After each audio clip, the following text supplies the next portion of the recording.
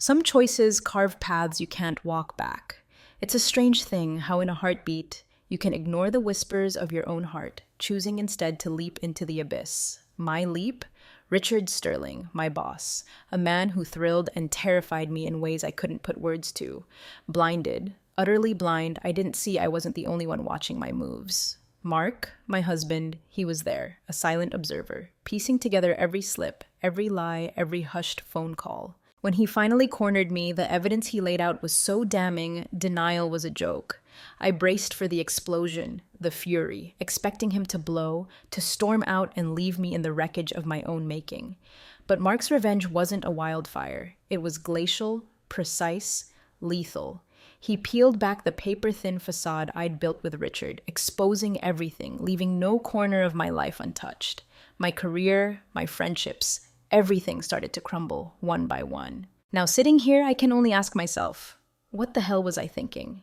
If you'd asked me 5 years ago, I'd have sworn my life was exactly as scripted. Vice President of Client Strategy at Sterling Global Marketing, a killer career. Marriage to Mark, rock solid. Daughter, Chloe, about to graduate college, bright future blazing ahead. I had it all, or so I thought. Somewhere along the line, the shine had dulled. Life became a predictable loop. Wake before Mark, slide into my routine. Pre-dawn run along the Hudson, black coffee, then the drive into Manhattan, the gleaming tower of Sterling Global. I loved the clout of my position, thrived on being the best. But even work had lost its edge. Then Richard Sterling took the helm as CEO. Boom. Everything shifted.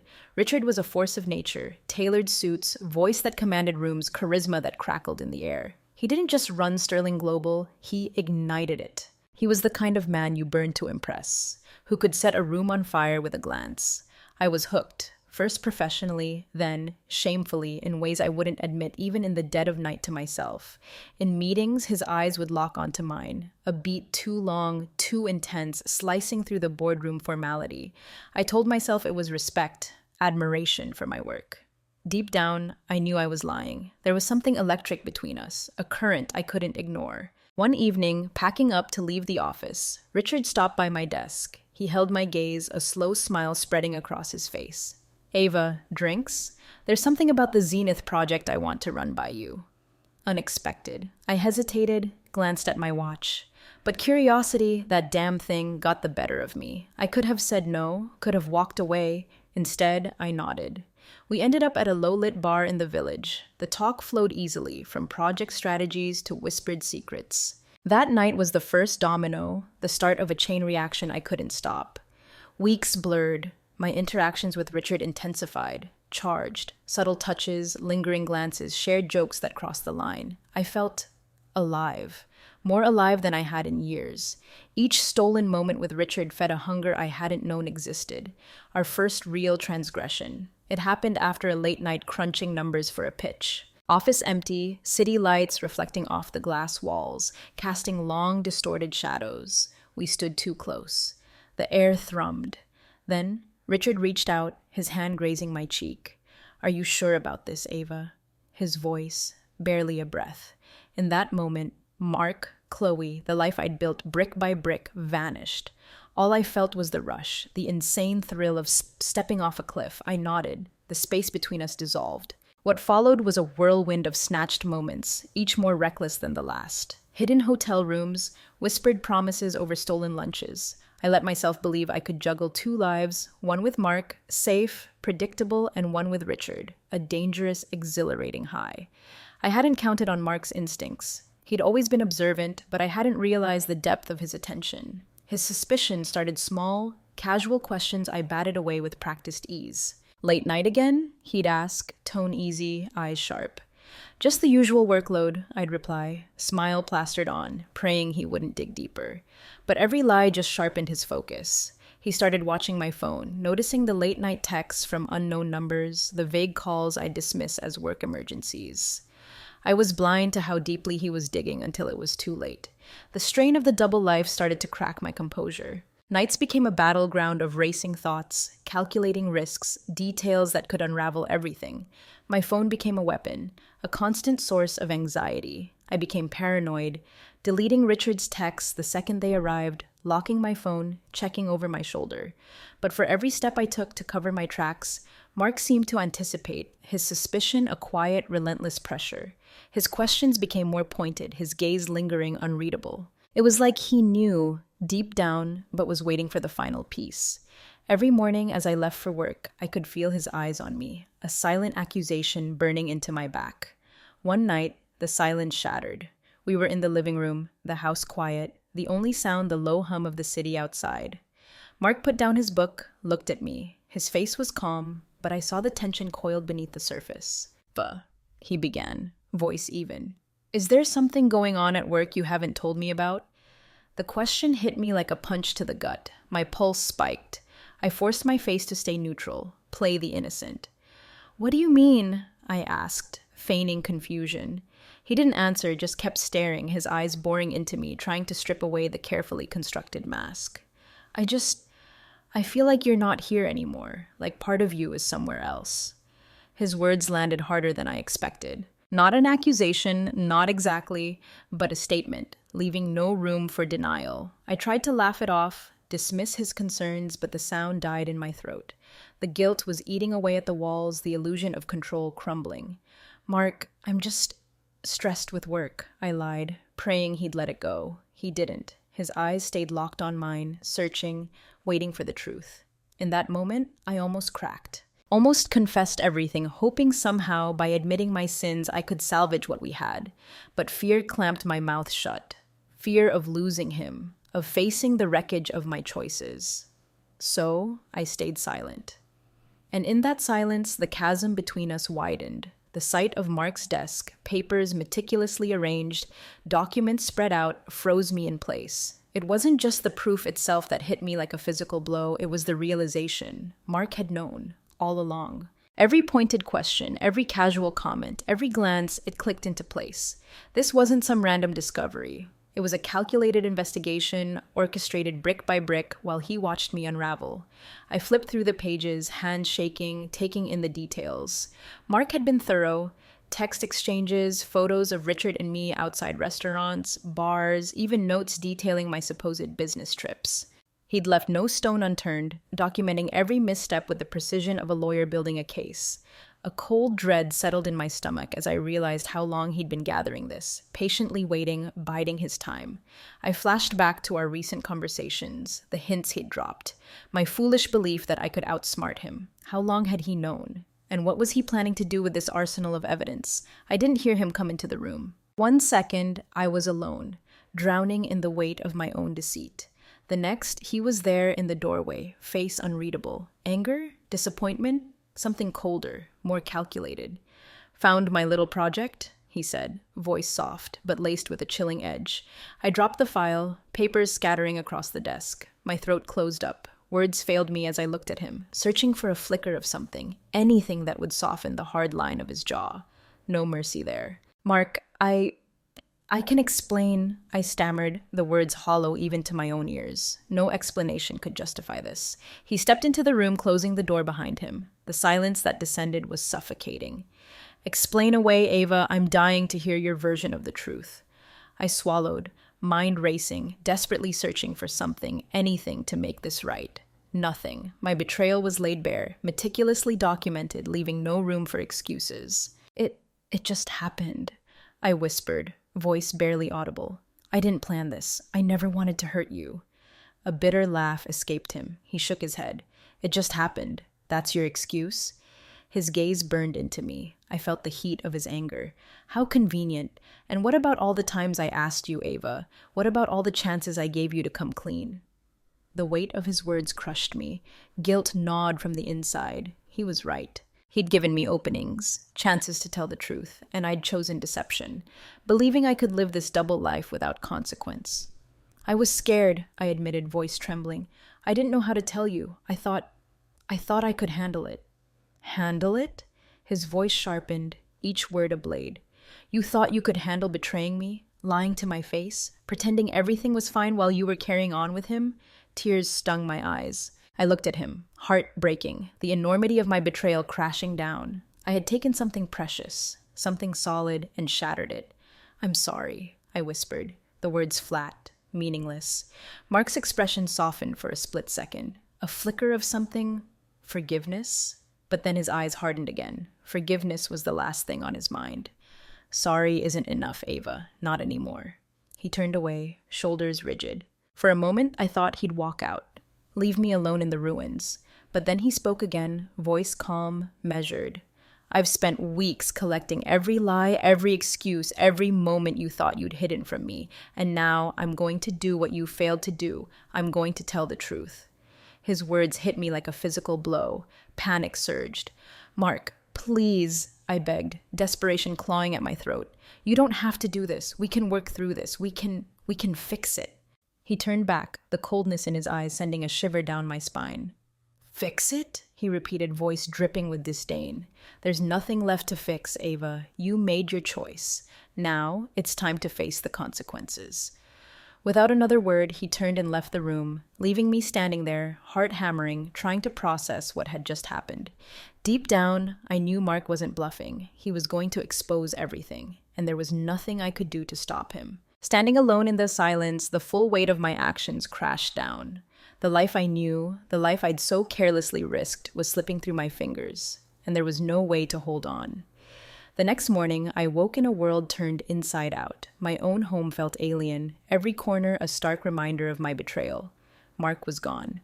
His side of the bed untouched, his absence a haunting presence in the empty spaces. Fear and regret clawed at me. What would he do next? I went downstairs, hoping for some sign, some indication he hadn't gone through with his threat. As I entered the kitchen, my phone buzzed on the counter. Screen lit up. An email notification. Subject line, "The truth." My blood ran cold. Hands shaking, I opened it. Heart pounding, I read. He'd sent it to Richard's wife, Beth, every sordid detail of our affair. Attached. Copies of texts, photos taken outside our secret rendezvous, evidence that left absolutely nothing to the imagination. Nausea rolled over me. My mind reeled. He hadn't just exposed my affair, he'd delivered the bomb directly to Beth, an innocent casualty in my selfish game. I could only imagine her reaction. The shock, the gut-wrenching pain as she read Mark's words. Phone buzzed again. Text from Richard, short, panicked.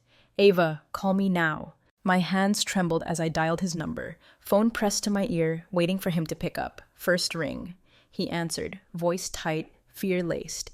"Ava, what the hell is going on?" he demanded, barely a whisper. "Beth just showed me the email. She knows everything." I didn't know he'd do this," I stammered, shame and guilt drowning me. "I tried to stop him, but you didn't try hard enough, Ava." Richard's laugh was bitter, raw. "Do you have any idea what you've done? You've destroyed my family." The weight of his words pressed down, each one a brutal reminder of the wreckage I'd caused. I'd risked everything for a cheap thrill, a moment of excitement that had landed me on the edge of ruin.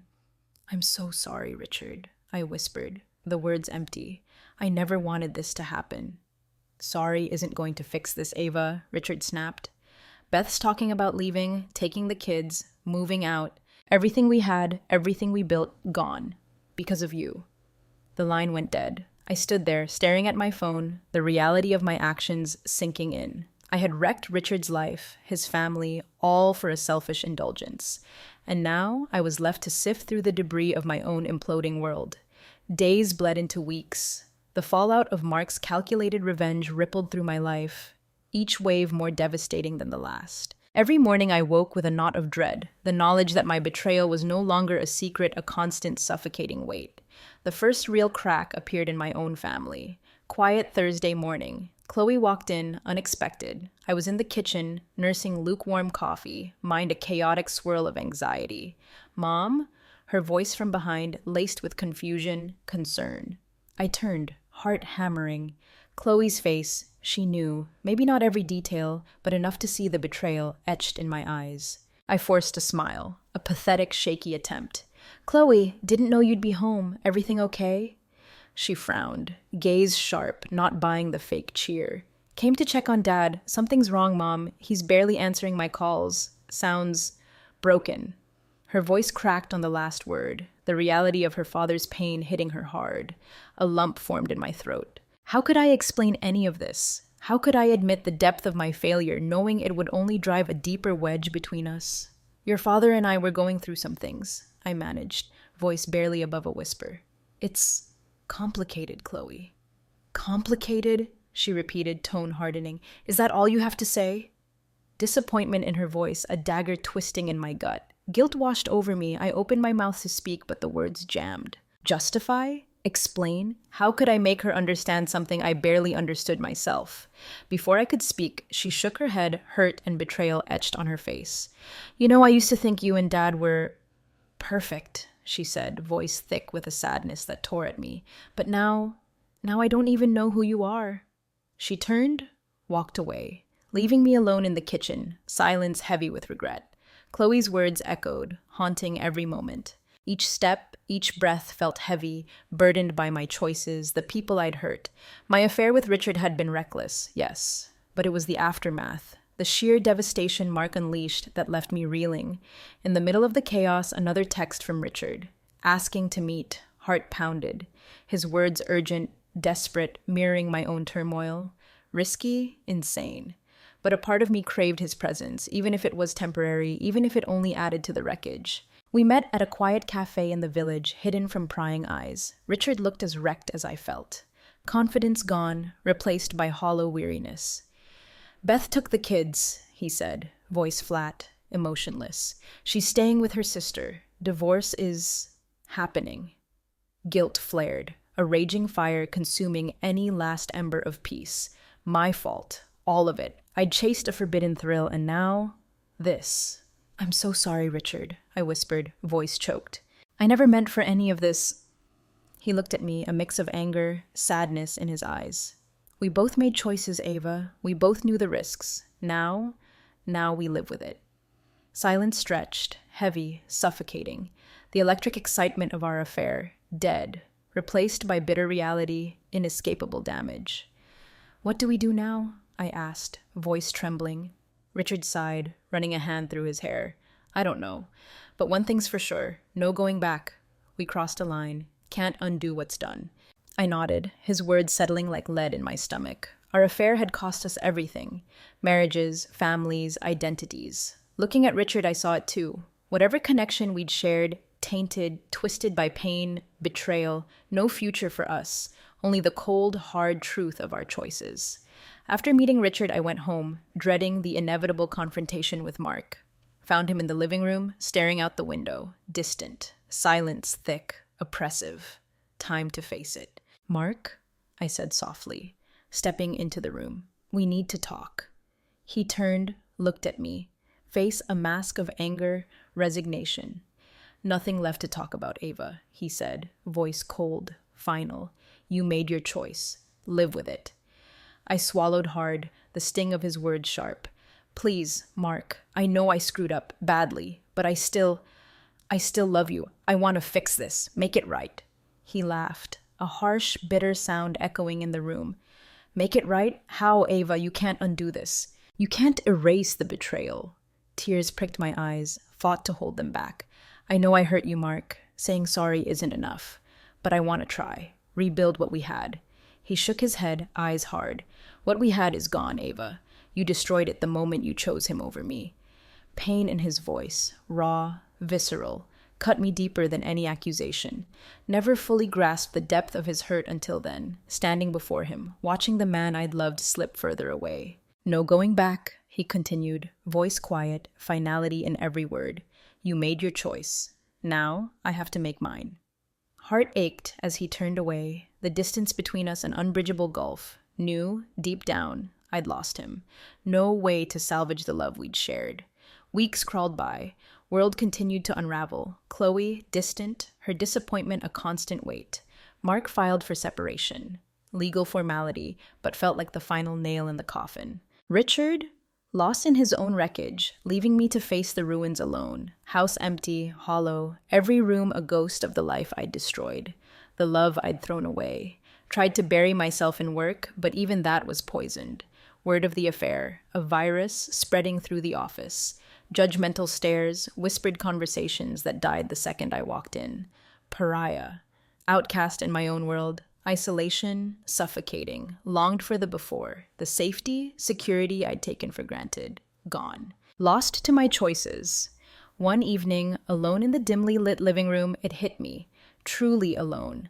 Lost family, friends, reputation. For what? A fleeting thrill, a moment of passion that cost me everything. Closed my eyes. A tear slid down my cheek. Accepted the weight of it. No one to blame but myself. Months passed. Slow, painful rebuild, more like stumbling through ruins. Moved to a small apartment downtown, miles from the memories of the life with Mark. Days alone, reflecting. Choices. People I'd hurt. Reached out to Chloe, hoping for something, anything, distant. Trust shattered, polite, cold. Words, constant reminder of her disappointment. Mark moved on, found peace in the aftermath. Cordial, but the love, a ghost. Casualty of my selfishness. Looking back, still couldn't grasp it. What drove me? Sacrificed everything for a fleeting high, a moment of passion that left me in ashes. Couldn't undo the damage. Couldn't erase the pain. Alone, one thought, a constant, haunting echo. Some choices carve paths you can't walk back, and I would live with that forever.